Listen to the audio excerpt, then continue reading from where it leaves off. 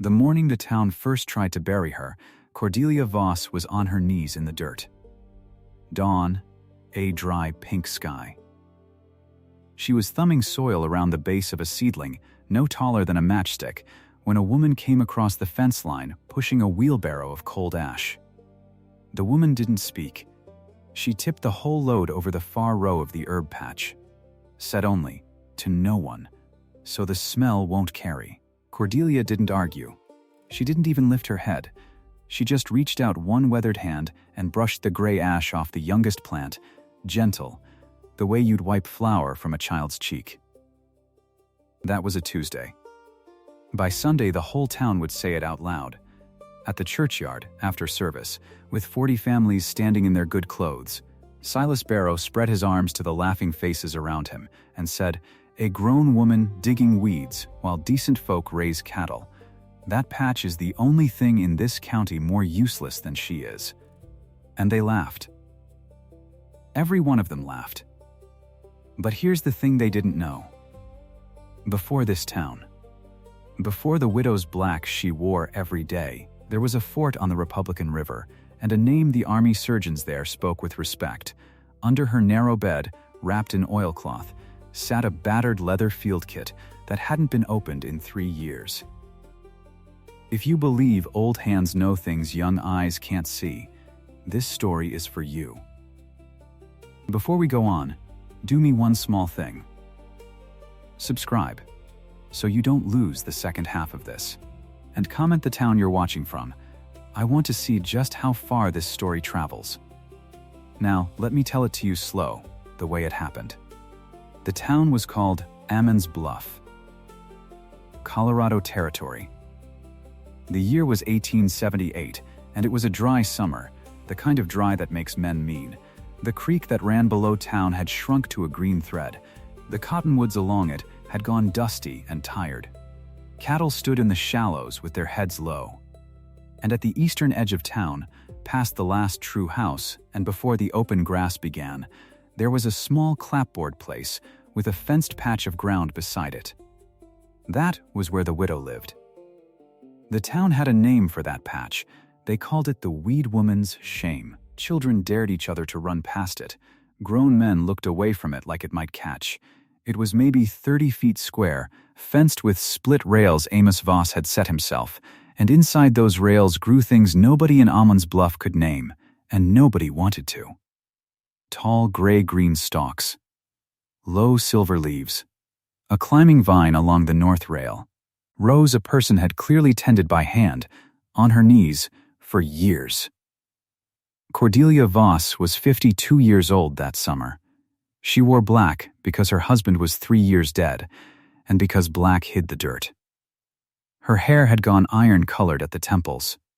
Her hands were the hands of a woman who had worked, cracked across the knuckles, brown from the sun. She had a plain, steady face that gave nothing away.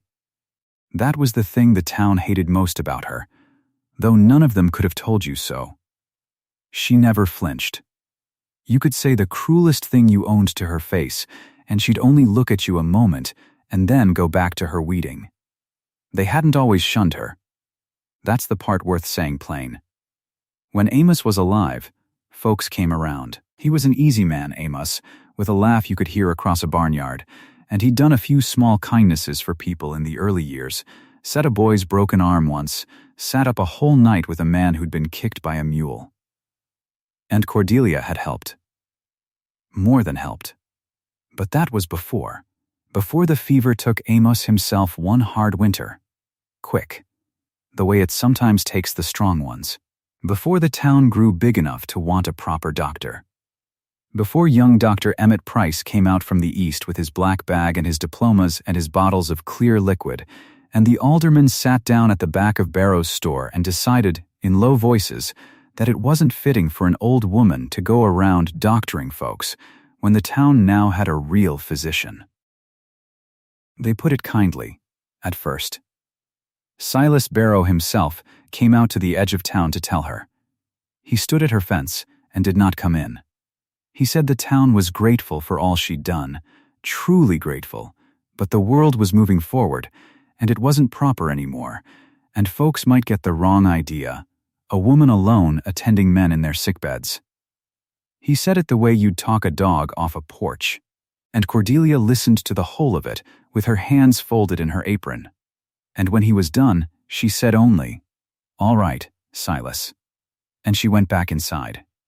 So she nursed no one now. The town wouldn't let her.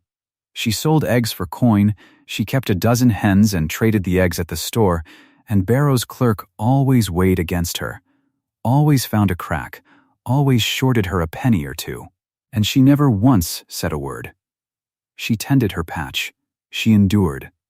And the town, having decided she was nothing, needed her to keep on being nothing, because a woman who accepts being nothing is easy, and a woman who doesn't is a question you have to answer.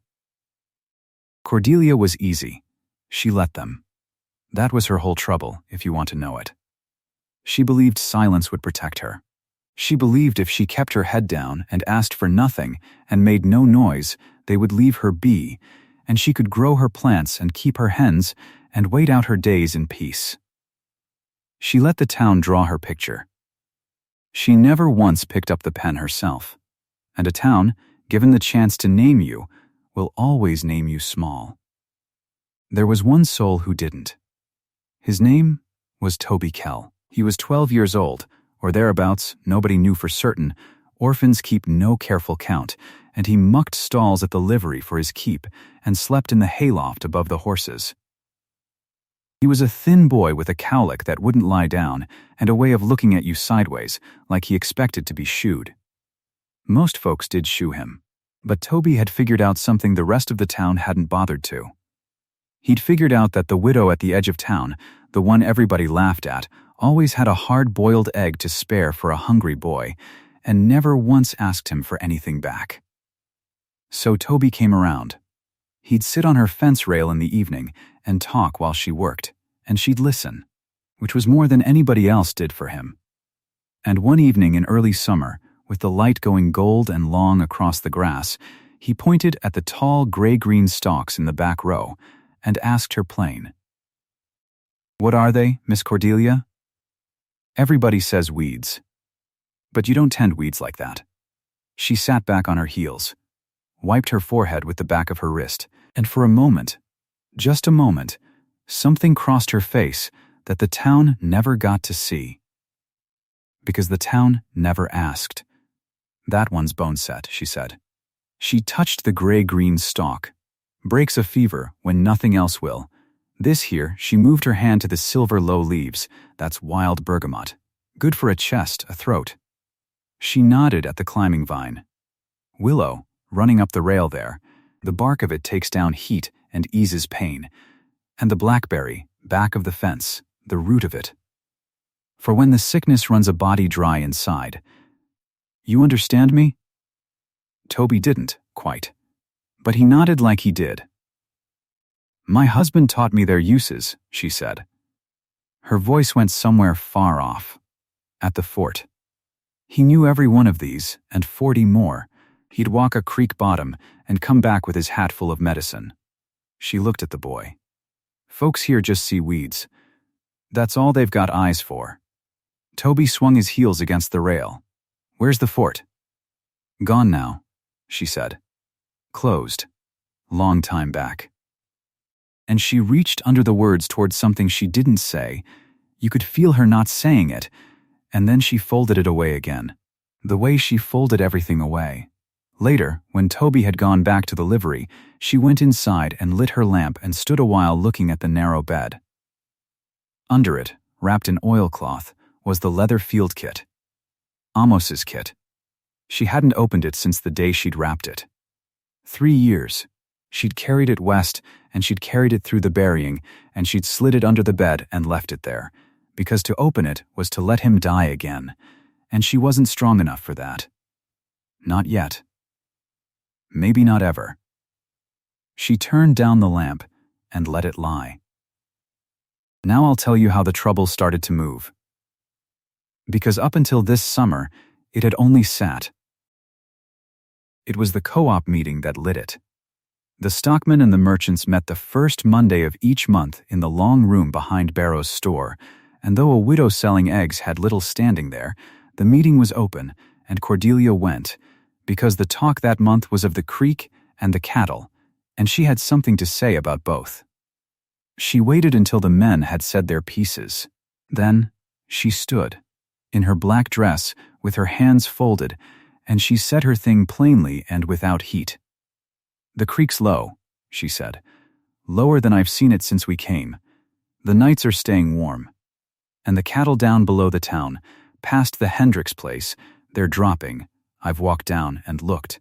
Their guts loose. They're gaunt. And the well families are dipping from the same low water those beasts are standing in." She paused. "I've seen this before. In a crowded season, with warm nights and foul water, camp fever comes.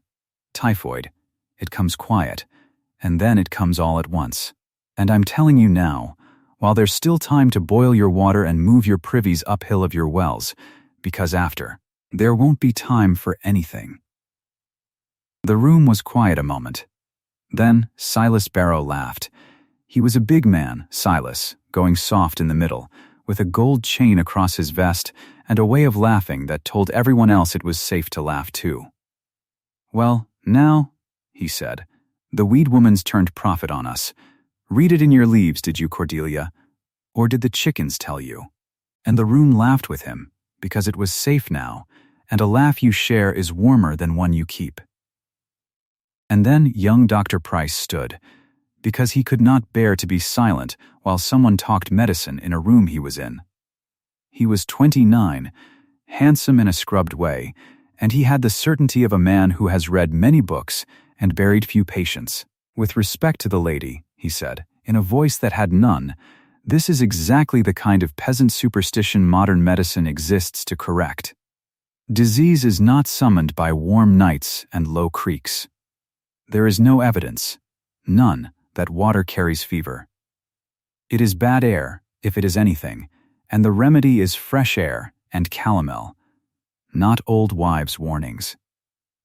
He gave a small, tidy smile. "I'd ask that we not frighten the good families here with folklore."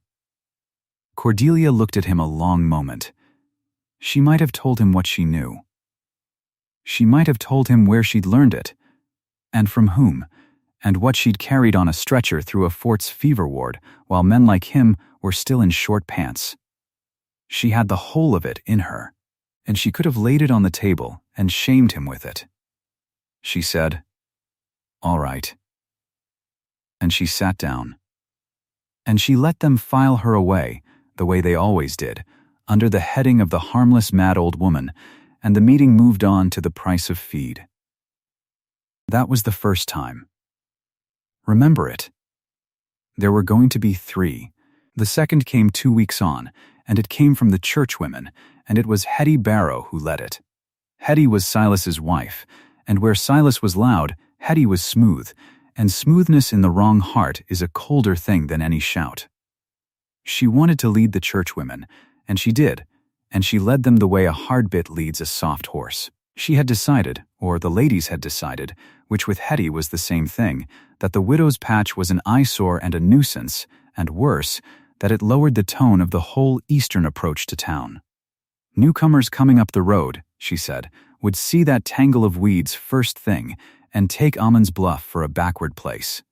It wasn't Christian, she said, to let one stubborn woman shame the whole community, so the churchwomen drew up a petition to have the patch declared a nuisance to property and dug under. Hetty herself carried it door to door, and folks signed, because it's easy to sign a thing that costs you nothing and pleases a powerful woman, and by the end of the week she had near 40 names on it. It was in that same week that the freighter came through. He was an old man driving a heavy wagon east, dust in every seam of him, and he stopped at the store for feed and water, and being old and talkative, he fell to studying the faces of the town. And his eye caught Cordelia, come to trade her eggs, standing quiet at the counter's edge. He stared at her a moment. Then, his whole leathered face opened up. "Well, I'll be judged," he said. "Nurse Voss. Nurse Voss of Fort Republic. Is that you?" The store went quiet the way a room does. I took a ball through the leg at Republic in '69, the old man said, coming toward her, and it was you sewed me up when the surgeon was 3 men deep in worse. You and that husband of yours. Voss, wasn't it? Assistant Surgeon Voss. He shook his head, marveling. They spoke of the 2 of you clear to Kansas. What in the world are you doing out here at the end of the road? And every eye in the store was on Cordelia. She could have taken it. It was handed to her. Free. The whole of her worth, spoken by a witness in front of the town that had made her nothing. All she had to do was say yes. Yes. That was me. Yes, I am that woman. She said, "You've got me confused with someone, friend. I only sell eggs." And she took her coin and she left. The old freighter frowned after her. And the store, once the door had shut, decided among itself what it wanted to decide, that the old man was addled with the road, or that the widow had once told a tall tale that had caught up with her, or simply that it was a strange thing and best not thought about. Barrow said it plainest, weighing feed with his back turned. Nurse of a fort. That one. He chuckled. She can't nurse a hen through molting. And the town filed that away too, right next to the fever warning, in the drawer where it kept everything about her that didn't fit the small shape it had drawn. She'd had it in her hand, and she'd let it go. Because she believed, still, that if she stayed nothing, they'd let her be. She hadn't yet understood that a town that has decided to bury you doesn't stop digging just because you lie still. The digging came to its head the next Sunday, and this was the loudest misjudgment of them all, the one that happened in front of everyone. It was a hot, white morning. Service ran long, and afterward, in the churchyard, with the 40 families gathered and fanning themselves in their Sunday clothes, Silas Barrow stepped up onto the low stone wall so everyone could see him, and he held up Hetty's petition, and he called for the thing to be settled here and now, in the open, by a show of hands. "We're a modern town," Barrow said. "We've a fine young doctor. We've a church, a school going up, a rail spur coming, God willing. And we've got one blot on our eastern road that every soul here has been too soft to deal with. I say we deal with it. I say the aldermen order that weed patch dug under before the fall, and I say we do it as a community, in the light of day, and be done with the embarrassment." And then, because he was a thorough man, he turned it over to Price to seal it with science. The young doctor was glad to.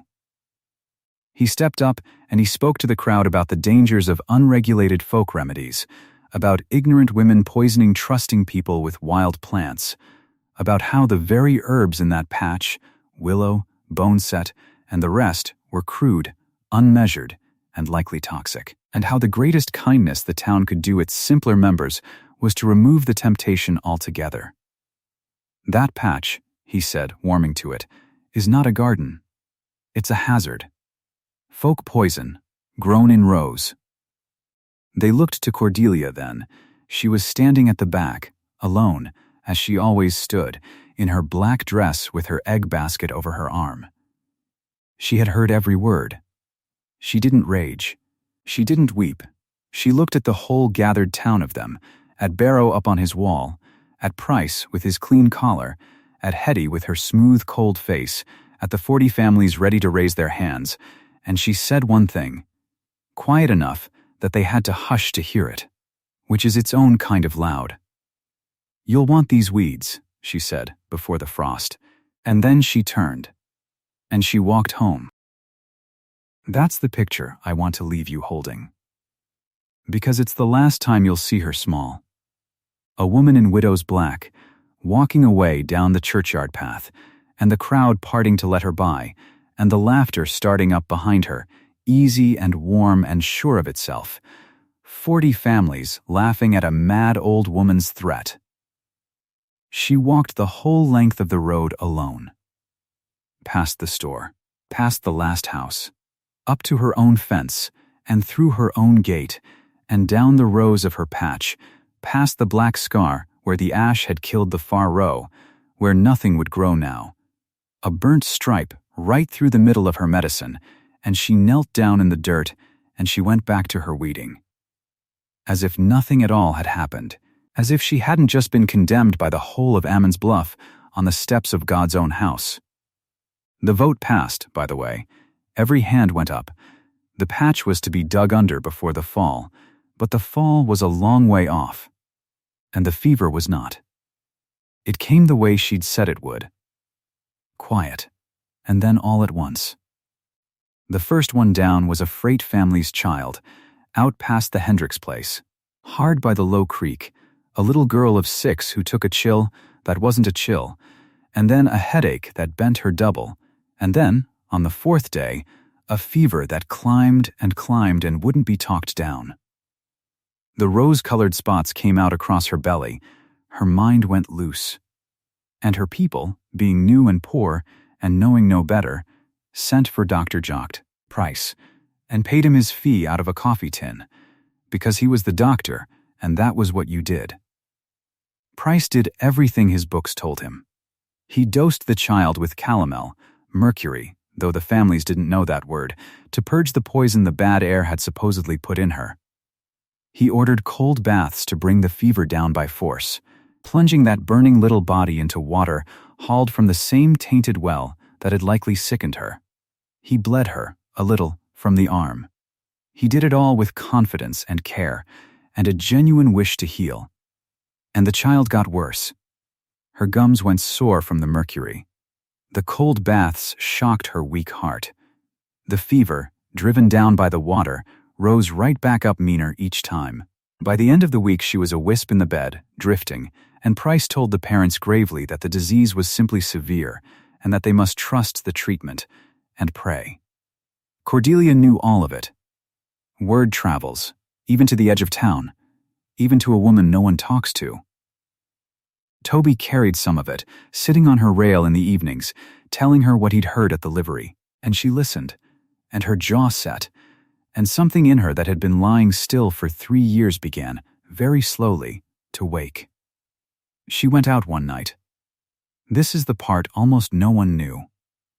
She waited until it was full dark and the town was abed, and she went into her patch and she cut boneset by feel, and she brewed it strong in her kitchen, and she poured it into a stoppered jar and wrapped the jar in a cloth, and she walked the long way out past the Hendricks place to the freight family's cabin, keeping off the road.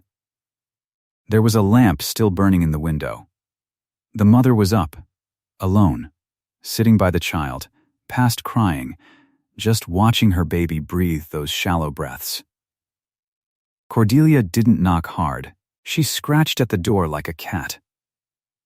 And when the frightened woman opened it and saw who it was, Cordelia put the warm jar into her hands before she could speak. "Boneset," she said, low, cooled to blood warm. "Not too hot. You'll do no good scalding her." A spoon at a time, past her lips, slow, all through the night, whether she wakes or no. "It'll bring the sweat. When the sweat comes, the fever breaks. Don't put her in cold water again, whatever the doctor says. Wrap her, let her sweat, and change the linen dry each time." She stepped back off the step. I was never here. The woman looked at the jar, looked at the widow standing there in the dark, the one the whole town had condemned on Sunday. "Why?" she whispered. "After what they'd done to you." And Cordelia said the truest thing she'd said in 3 years. "Because I know how," she said, "and knowing how and letting a child die is a sin I won't carry. Give her the tea." She walked home, in the dark. And through that long night, spoon by patient spoon, the frightened mother did exactly as she'd been told. Somewhere near 3 in the morning the sweat came at last, broke out across the child's brow and soaked the sheets, and the terrible heat went out of her by slow degrees, and by the gray of dawn the little girl was sleeping. Truly sleeping. Cool and quiet, her breath come back deep and even. When Price called the next morning he pronounced it the turn of the disease, and took quiet credit for his methods, and told the family the calomel had done its work. And the mother said nothing. She had promised. But she kept the empty jar on a high shelf, and she never once forgot whose hand had filled it. No one knew. No one but that woman, and the dark, and you. And something had changed in Cordelia that night. She had reached back into the thing she'd sworn off, and it had answered her hands as though no time had passed at all, and she had saved a life doing it, quiet and unthanked, the way she'd saved 100 at the fort. Walking home in the dawn, she understood, finally, what was coming. Not a spat over a garden, not a season of insults. A reckoning. The fever she'd read in the low creek and the warm nights was here, and it would not stop at one freight child, and this town had thrown away the one pair of hands in 50 miles that knew how to fight it. She came home. She lit the lamp against the last of the dark, and she knelt down and reached under the narrow bed, and she drew out the oilcloth bundle she hadn't touched in 3 years. Her hands shook a little. That was all right. She let them. She unwrapped the leather field kit and set it on the table, and she opened it at last. The smell came up first, old leather, dried herb, a ghost of carbolic, and underneath it, faint and impossible, some trace of him, of Amos, of the man who'd carried this over his shoulder through the worst nights of both their lives. She had to sit down. She put her hand flat on the open kit, and she breathed until she could see again. Inside, everything was as he'd left it. The rolled instruments, wrapped in flannel. The little corked bottles in their loops, labeled in his square hand. The scissors, the probe, the curved needles. And beneath the tray, in the bottom, the things that weren't tools. His journal, a fat leather book, swollen with use, filled cover to cover with his notes, doses, cases, what worked, what failed, page after page of hard-won knowing. She turned the pages, and there was his voice, plain and practical, bone-set for the fever sweat. Willow for the heat and the aches, careful with the well water, always the water, boil it, boil it, boil it. Everything she'd tried to tell that meeting was written here in a dead man's hand, 10 years before Price was ever certain of anything. And folded in the back of the journal, a paper gone soft at the creases. A commendation. From the fort surgeon, the senior man himself, written the year before Republic closed. For the contract nurse Cordelia Voss, it read, whose skill and steadiness through the fever of that summer preserved more lives than the surgeon's own hand, and who is owed by this post a debt it cannot pay. Her name. In an army officer's writing. Owed a debt it cannot pay. And last, loose in the bottom of the kit where it had rolled, a single brass button. A surgeon's coat button, from Amos's coat, the one they'd buried him in all but this. She'd cut it off the night before the burying because she couldn't bear to put every part of him in the ground. She held it in her palm, and she closed her hand around it, and she sat a long while in the lamplight, an old woman with a dead man's button in her fist, and the town asleep and unknowing all around her, and the fever gathering itself in the dark by the low creek. Then she wiped her face. And she got to work. Because that's what a nurse does. She doesn't rage, and she doesn't wait to be asked. She gets ready. All the rest of that night, and through the days that came after while the town still laughed, and Price still bled his patients, and Barrow still sold his mail-order tonic off the store shelf, Cordelia Voss made herself ready. Alone, by lamplight, the way you get ready for a flood you can see coming across the flat. She went out into the condemned patch at first light, and she harvested it, the whole of it, every row the town had voted to destroy, cutting the boneset and the bergamot and the willow whips and grubbing the blackberry root, filling her apron over and over, carrying it in to hang in bunches from the rafters of her shed until the low room was a hanging forest of drying medicine, rustling and fragrant in the dark. She scrubbed every vessel she owned and set them ready. She hauled water, and she boiled it, and she boiled it again, filling jug after jug with clean water and stoppering them cool. Because she knew, if no one else in that town knew, that the water was the whole war. And she laid Amos's kit open on the table, and his journal beside it, spread to the fever pages, and she read them by lamp until she had them cold, the doses and the timing and the nursing, all of it coming back up through her hands like a language she'd only pretended to forget. She wasn't making a plan. Understand that. There was no scheme in it, no thought of the churchyard or the vote, or of making any of them sorry. She wasn't sharpening a knife for the people who'd wronged her. She was a nurse laying out her ward before the wounded come in. That's all. She worked steady and quiet and grim.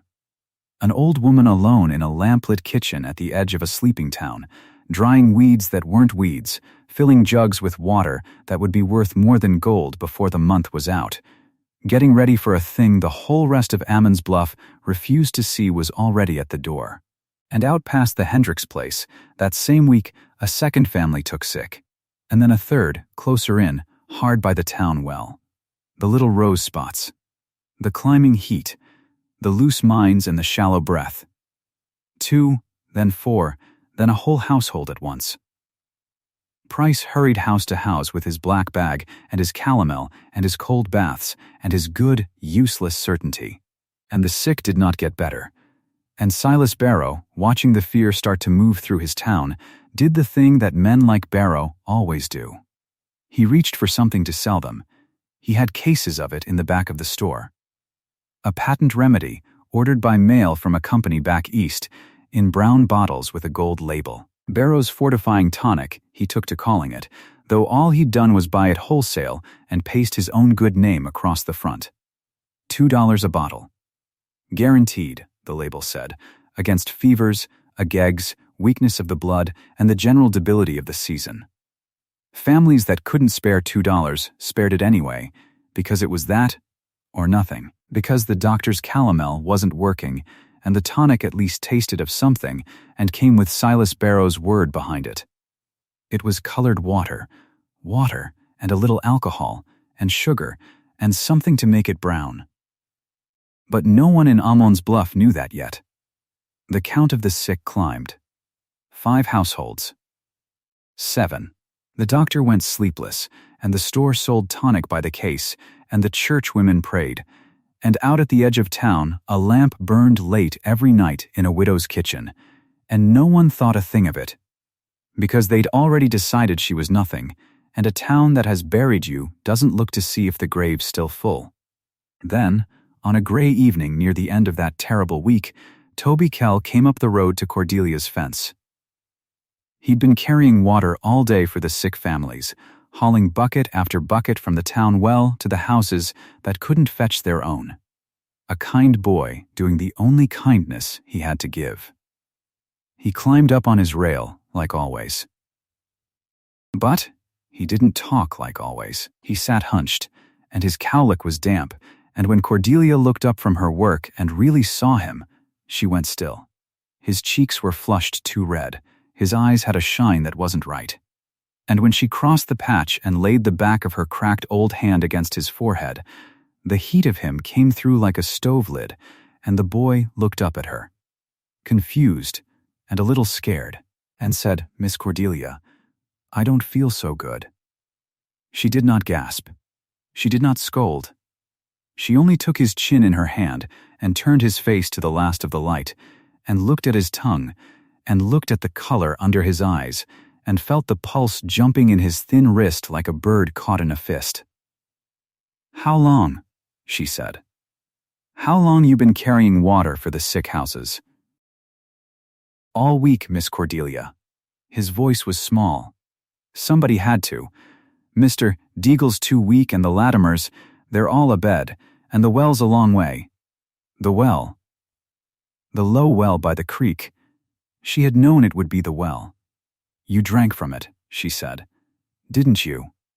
"Cupped your hand and drank, hot as it was." He nodded, ashamed, as if he'd done a wrong thing. And in a way he had, though the wrong belonged to every grown soul in Ammon's Bluff, who had let a well sit foul all summer and called an old woman a fool for saying so.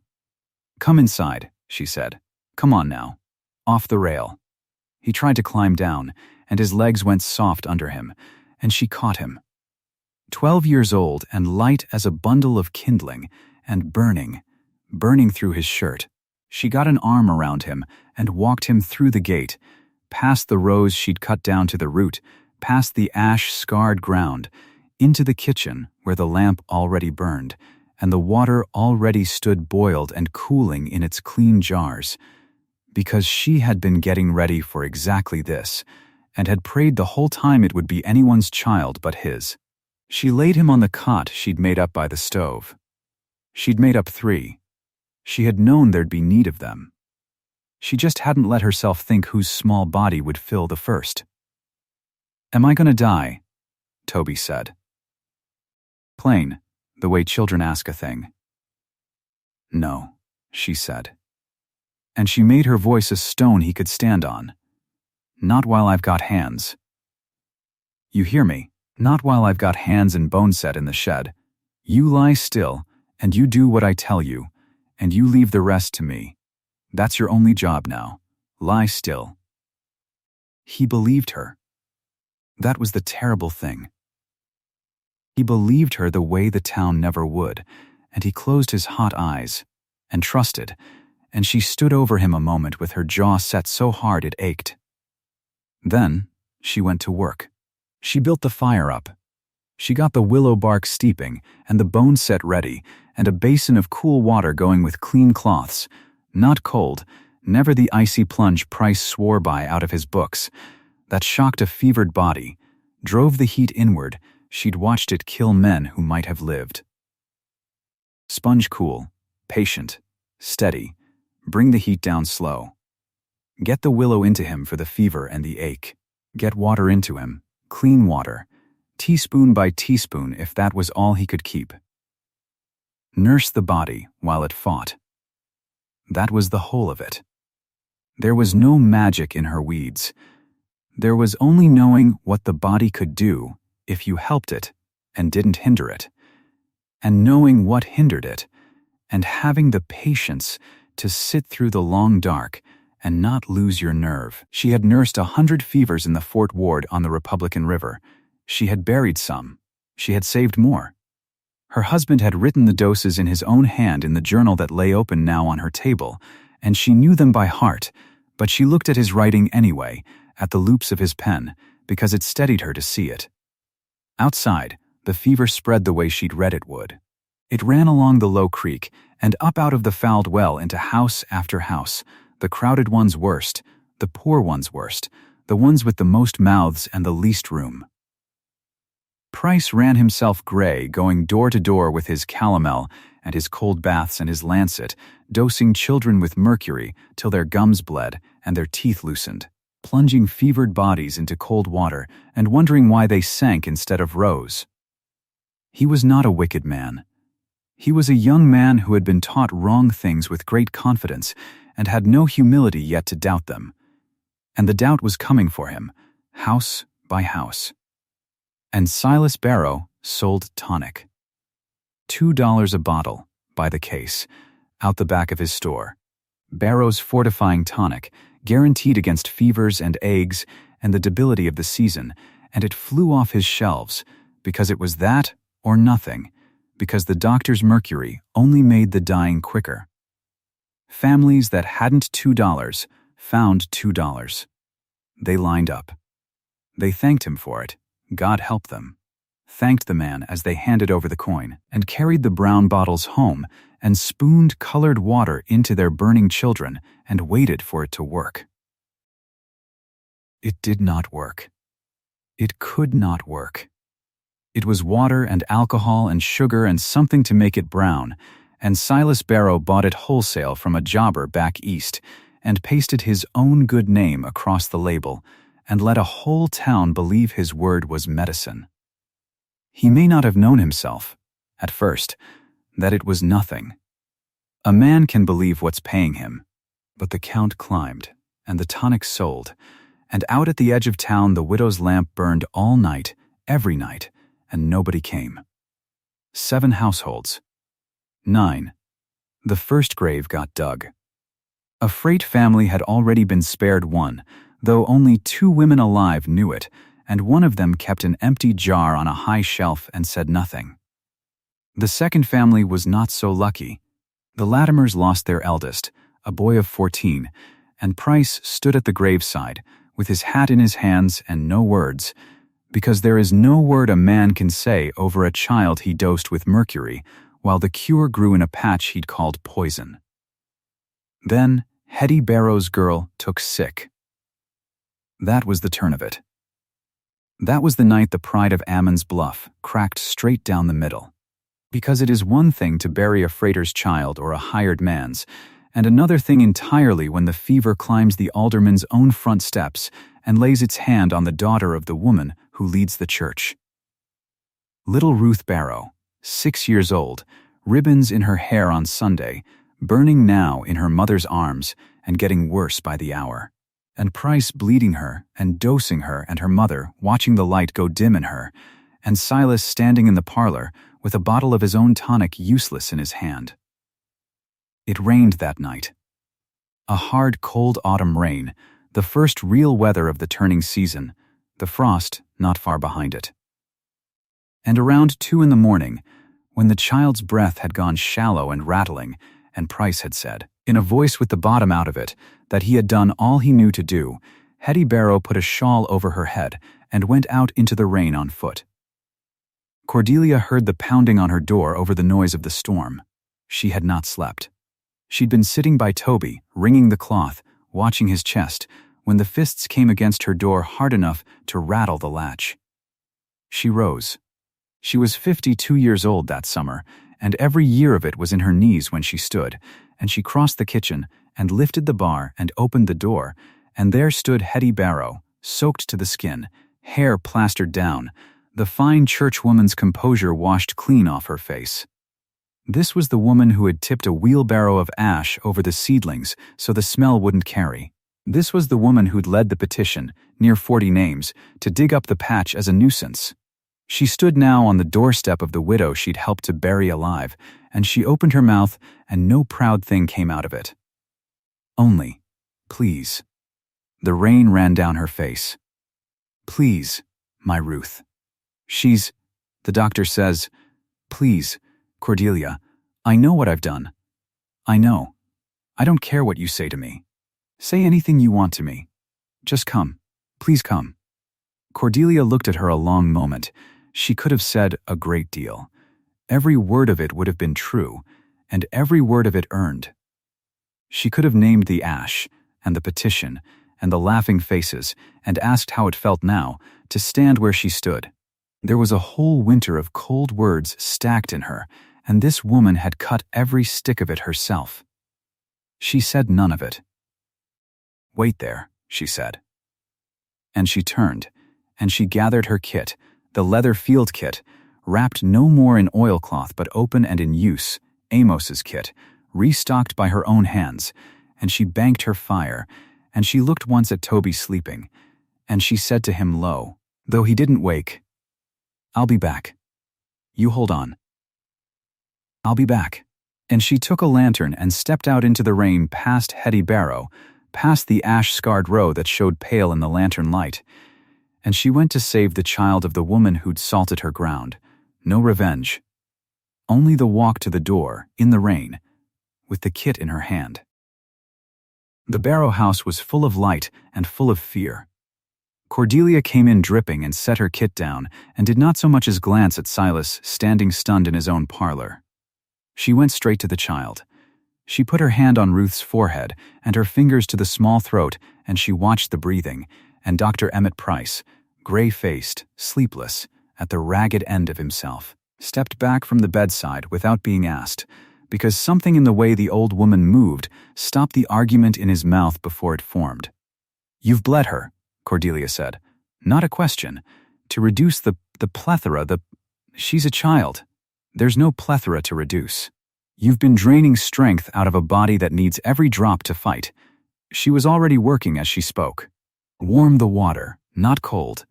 Somebody, the cold's driving the heat inward, you're wringing her out from the inside. Warm water, and clean, boiled if you can, cooled to blood heat. Go. Nobody moved. Go, she said, in a voice that had run a fort ward, and Hetty Barrow's own maid went running. She got the willow into the child, and the bone set steeping. She sponged her, warm and slow, the way she'd sponged Toby, the way she'd sponged 100 soldiers. She lifted the little head and got clean water past the cracked lips a spoon at a time, endless patient spoons, and she talked to the child low and steady the whole while. Not medicine talk, just a voice, just a warm human voice in the dark, saying, "You're all right. There now, you're all right. Drink for me, good girl." And the room full of grown frightened people went silent and watched a scorned widow do the one thing none of them had known how to do. And Emmett Price watched her hands. He was young, but he was not a fool, only a fool's pupil, and there is a difference, and the difference showed that night. He watched the way she found the pulse. He watched the way she dosed, not by guess, not by the bottle, but by the child's weight and the hour and the stage of the fever, adjusting, reading the body and answering it.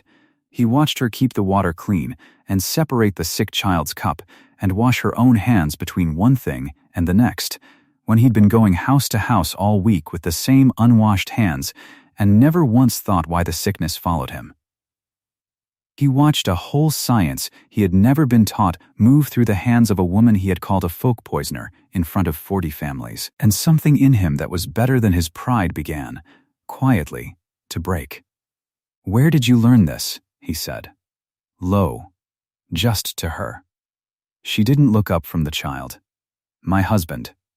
"Your husband was assistant surgeon, Fort Republic, on the Republican River. I was contract nurse there 11 years. She wrung the cloth. "The freighter had the right of it. That day in the street, you all decided he was lying. He wasn't lying." Price was quiet a moment. The rain ran on the windows. "Show me," he said. "Please, when she's... Show me what you're doing. I'll do whatever you say." "I've been killing them. God forgive me, I've been killing them all week out of a book." "Show me." She looked up at him then. Just once, and she saw it was true, that the pride was gone out of him, and something usable had come in behind it, and she gave him one short nod, and turned back to the child. By the gray of dawn, little Ruth Barrow's fever broke. The killing heat came down in a sweat, the way a broken fever does, and the child slept, real sleep, deep sleep, her breath gone long and even. And Hetty Barrow put her face in the bedclothes and wept without a sound, and Silas Barrow stood in the doorway of his daughter's room and could not look at the woman who'd saved her. Cordelia was already packing her kit. There was another child. There was always another child. There was Toby, alone by her cold stove, and the night not over in a dozen other houses. Price followed her out. Nurse Voss. He said it careful, like a word in a language he was just learning. "Let me come with you. Tell me the doses. I have my horse, I can carry water, I can... Let me be of use. I can't undo what I've done, but I can carry your bag."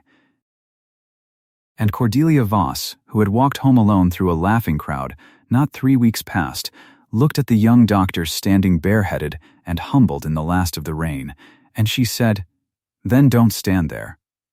Bring the willow bark from my shed. Second shelf, marked. And keep your hands clean." That's half of it. The clean hands. Nobody in this town's had clean hands all summer, and that's why you've been burying them. They went out into the dawn together. And then Ammon's Bluff learned what it had thrown away. Because Price did not keep it quiet. He was too broken open to keep anything quiet. At the next house, the Deagles, where two lay sick, he came in behind her, and the frightened family looked to him. The doctor, the town's own physician, and he said, right there in front of them, "You'll do what she says, not what I say." This is Nurse Voss of Fort Republic. She has forgotten more medicine than I was ever taught. I've been wrong all week. She's been right since before the first of you took sick. And he stood back and let her work, and the Deagles, who had signed the petition, both of them, watched the weed woman pour clean water and steep the weeds and bring their people back from the edge, and had not one word to say. The doors began to open. That was the thing that spread through the town faster than the fever ever had.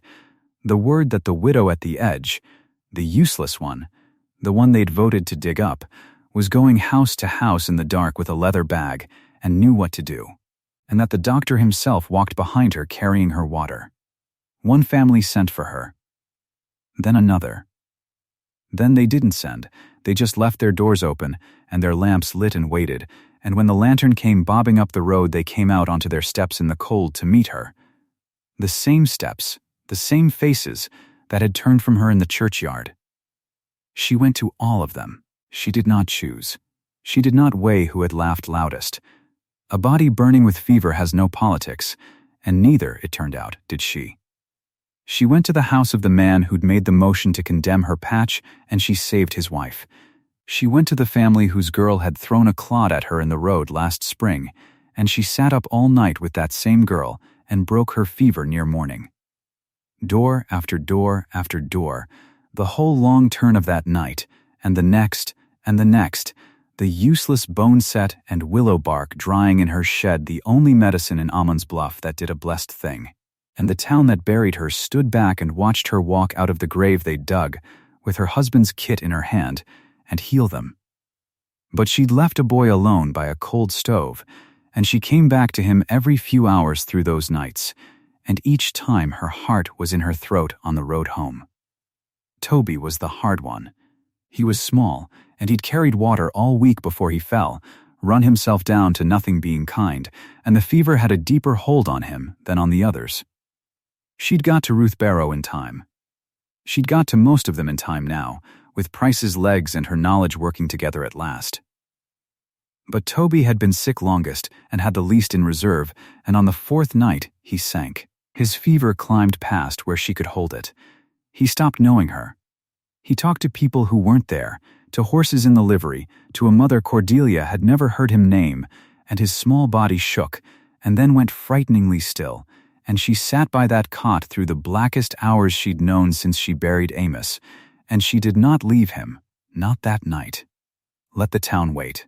And she wrung the cloth and dosed him, and held his hot hand, and talked to him low. "You listen to me, Toby Kell," she said, somewhere past midnight, when she wasn't sure he could hear anything at all. "You're not allowed. You hear? You climbed up on my rail every day when not one other soul in this town would cross my gate. You're my friend. You're the only friend I've got in the world, and I am not going to lose you to their filthy well. So you fight. You fight, boy. Stay with me." He didn't answer. The lamp burned down, and she trimmed it, and it burned down again. She used everything Amos had ever taught her. She read his journal by the low light, the fever pages, the doses in his careful hand. Though she knew them cold, she read them because it was like his hand on her shoulder in the dark. The commendation was folded in the back, her own name on it, signed by the fort surgeon, Cordelia Voss, for skill and steadiness in the fever ward. The brass coat button lay loose in the bottom of the kit, off his burial coat, the one thing of him she'd let herself keep touching these 3 years. She held it once, that night, in her closed hand, and then she put it down and went back to the boy. Because the dead don't need nursing, and the living do. And near dawn, the gray coming up in the window, the frost bright on the fence rail outside where he used to sit, Toby Kell's fever broke. She felt it turn under her hand. The killing heat gave way, the sweat came, soaking him, and his shaking eased, and his breath let out long and dropped into the deep, slow rhythm of true sleep, and Cordelia Voss laid the back of her cracked old hand against his forehead one more time, and the stove-lid heat was gone out of him, only a boy's ordinary warmth left, damp and alive. She bowed her head over him. She did not make a sound. But her shoulders shook, once, and the tears ran off the end of her nose onto the blanket, and the sun came up through the window and laid a long gold bar across the cot, across the sleeping boy, across the open kit and the open journal and the name on the commendation, and she let herself, for 1 minute, be a woman who had almost lost the last thing she loved and hadn't. Then Toby opened his eyes. Clear. His own eyes again. "Miss Cordelia," he croaked, "I'm awful hungry." She laughed. It came out of her broken and wet, and she couldn't stop it. "Well," she said, wiping her face rough with her sleeve. "Well, that's the best thing I ever heard a soul say. Hungry, Lord, yes, yes, I'll feed you. Lie still. I'll feed you." Silas Barrow came last of all. His household had been spared, his Ruth pulled back from the edge by the woman he'd called more useless than her own weeds. His wife sitting up nights now, helping Cordelia wash cloths and boil water, gone quiet and changed. But Silas himself had not come. Not to thank her, not to help, not to say a word. A proud man is the slowest to walk to the door, because the door is the whole distance of everything he said, and he has to walk it in front of himself. But the tonic did him in, because when the fever finally burned itself out across Ammon's Bluff, when the last house was nursed through, and the Count stopped climbing, and the frost settled in hard and clean, and killed off the sickly season, people had time, at last, to think. And what they thought about was the $2. $2 a bottle, by the case, that had done nothing. Less than nothing, while the widow's free weeds had saved their children. Somebody thought to actually look at a bottle. Somebody who doctored back east knew the smell of a patent nostrum, and it got out, the way things get out, that Barrow's fortifying tonic was colored water. Water, and alcohol, and sugar, and something to make it brown. And Silas Barrow had sold it to dying families by the case and taken their $2 and their thanks. No mob came for him. It was worse than that, for a man like Silas. The town simply went silent around him. Nobody accused him in the street. They just stopped meeting his eye. They stopped buying at his store what they could buy elsewhere. The alderman's chair emptied at the meeting he didn't come to.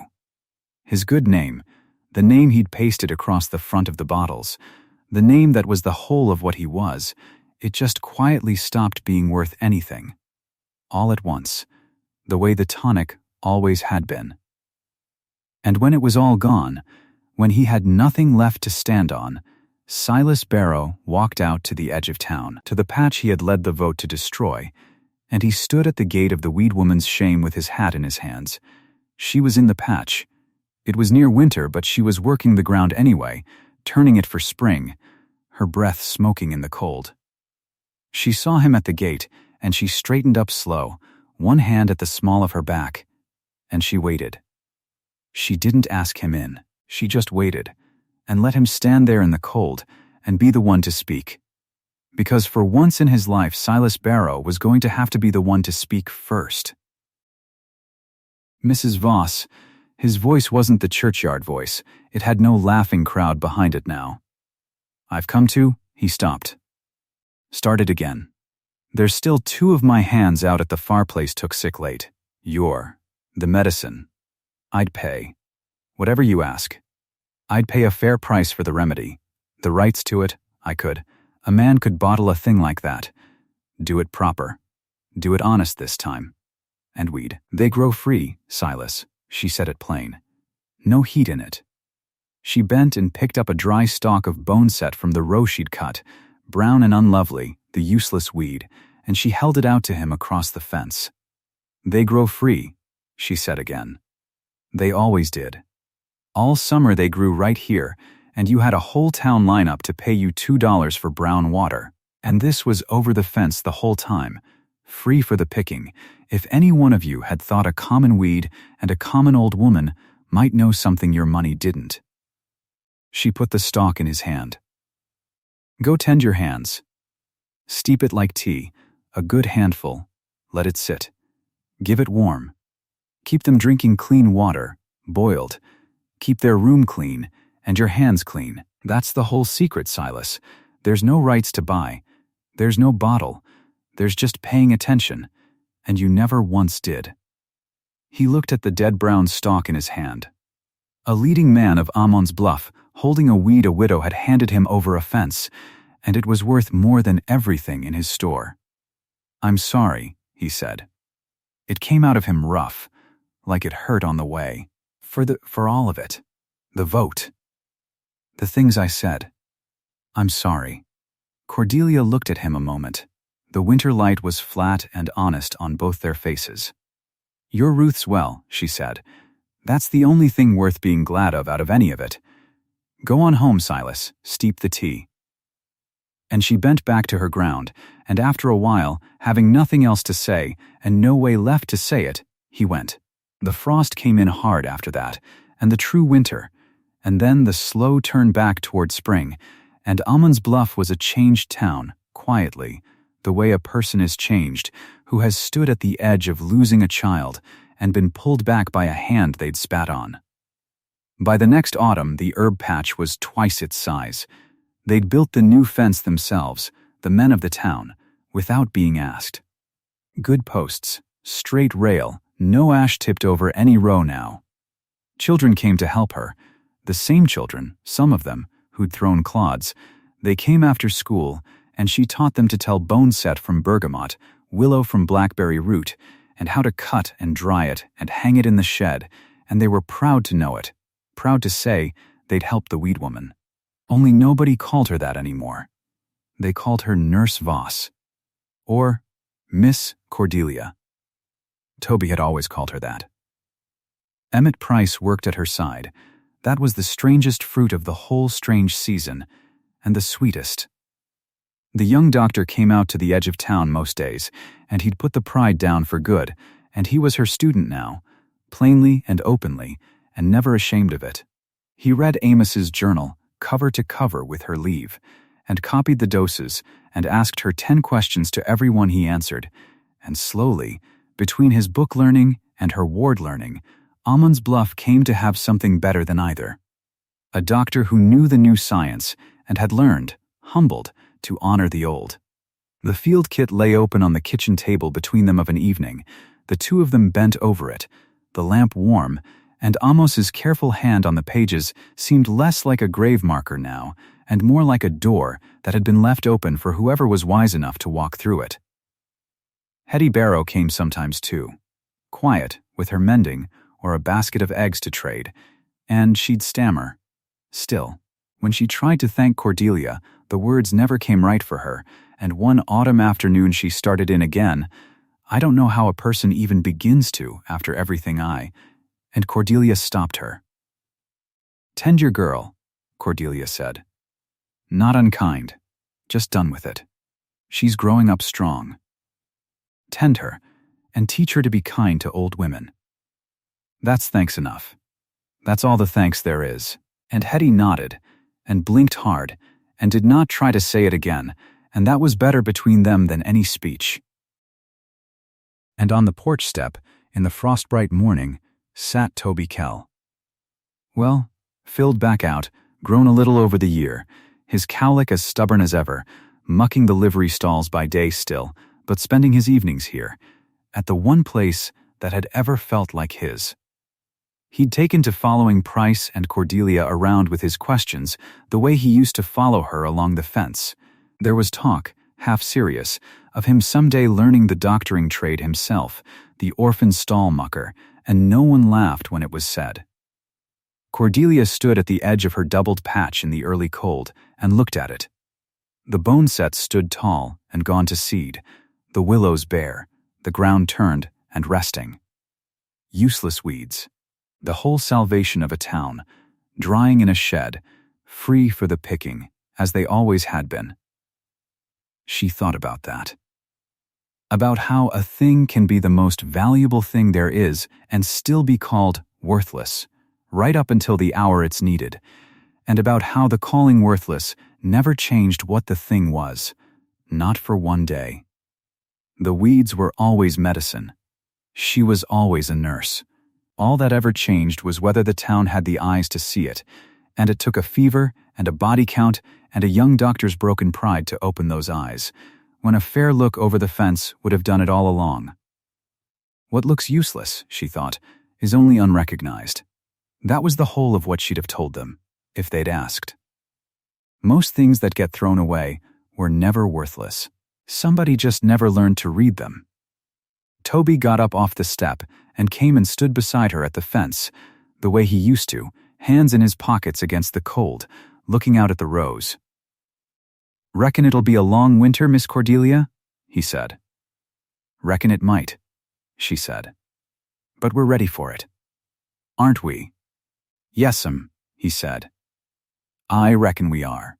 And the old nurse and the boy stood together at the mended fence in the frostbright morning, the herb patch stretched out full and heavy-headed before them, and the town of Ammon's Bluff going about its business down the road, quiet and grateful and changed.